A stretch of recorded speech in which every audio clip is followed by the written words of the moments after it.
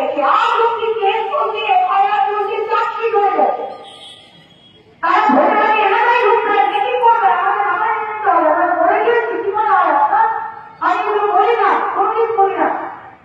আজকে বাস্তবায়ন বলছি, যারা ধর্মী কালিমালিপ্ত করেছে, যাত্রা এটা রঘু ভাষা, কিসকে চোর নয়, পাকিস্তান নয়, শহীদ নয় কোটি, তারা চোর, তার বউ চোর, তার ছেলে চোর, তার চোদ্দ দোষী।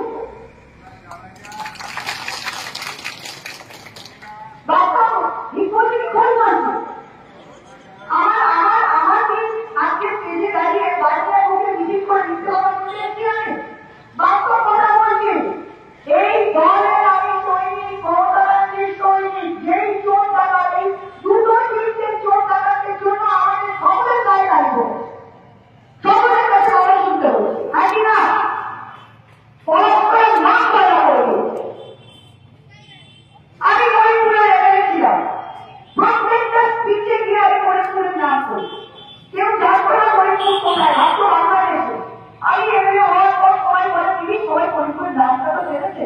হ্যাঁ, নাম উজ্জ্বল করুন, সেটাই তো আমি একটা সংশোধনী ভালো বক্তব্য দেব। নিজে থাকতে এমনি কৃষ্ণরা আপনাদের তো গর্ব হয়, আমার কি? আমার তো সরকার নেই, কেউ নেই, কাজ করে যাবো, কি থাকবে? এটাই তো থাকবে। সেইখানে দাঁড়িয়ে একটা জনপ্রতিনিধি হয়েছে, মমতা ব্যানার্জির চিঠিতে দলকে ভেঙে দিয়েছে, আর এমন লোক তাকে ঢুকে দিয়ে আমার